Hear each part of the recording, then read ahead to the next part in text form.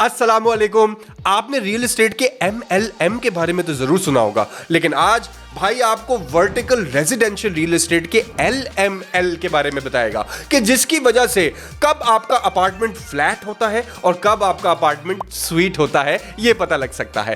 तो LML location मतलब कि फ्लोर, कौन से फ्लोर पर है आपका अपार्टमेंट। M मतलब मालियत, आपका अपार्टमेंट रेंटेड है या आप ओन करते हैं। और L मतलब कि उस अपार्टमेंट का लेआउट कैसा है।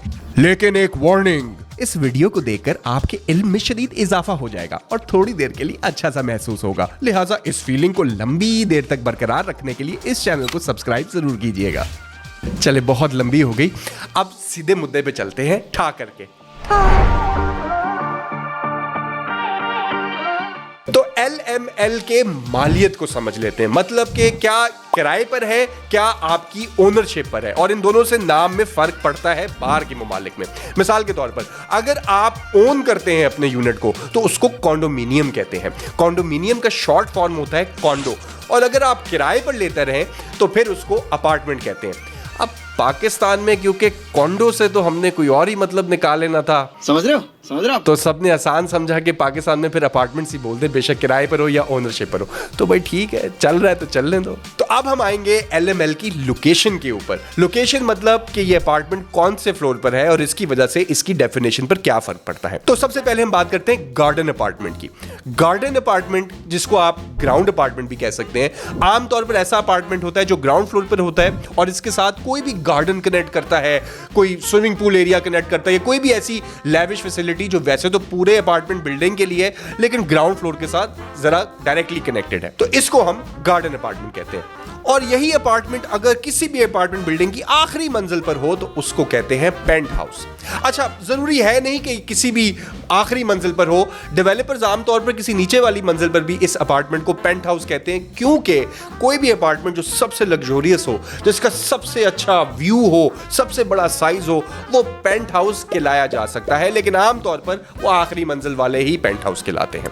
अब हम आते हैं लेआउट्स के ऊपर कि लेआउट की वजह से आपकी अपार्टमेंट की डेफिनेशन पे क्या फर्क पड़ता है। तो इसमें टोटल 3 किस्में होती है। सबसे पहली किस्म है स्टूडियो अपार्टमेंट। अब स्टूडियो अपार्टमेंट होता है जिसमें होता है 1 बेड। हाँ, लेकिन सवाल यह है कि भाई वो स्टूडियो अपार्टमेंट क्यों है, 1 बेडरूम अपार्टमेंट क्यों नहीं है।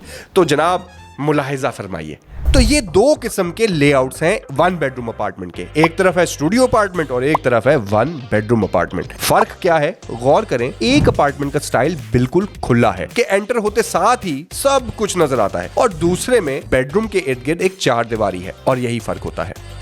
भाई अब स्टूडियो कब क्यों लेना चाहिए, 1 बेडरूम कब क्यों लेना चाहिए। समझ लीजिए आप एक यंग कपल हैं, अभी आपका कोई बच्चा नहीं हुआ हुआ, अब आप पार्टी करते हैं, अपने दोस्तों को बुलाते हैं, तो क्या फर्क पड़ता है, किसी ने सोना थोड़ी है पूरी रात, सभी याशियां कर रहे होंगे, तो स्टूडियो सही है, चल जाएगा। अब जैसे ही हुआ आपका एक छोटा सा काका, अब काका तो बेचारा, उसको नींद चाहिए होती है, उसको तो अलग बेडरूम चाहिए होगा, आप लोगों ने तो नहीं बदलना, दोस्त तो फिर भी बुलाएंगे, आप पार्टियां तो आपने फिर भी करनी है, तो फिर 1 बेडरूम अपार्टमेंट की समझ आती है। दूसरी किस्म जो लेआउट से फर्क पड़ता है वो है लॉफ्ट अपार्टमेंट्स। ये बड़े मजे की किस्म होती है।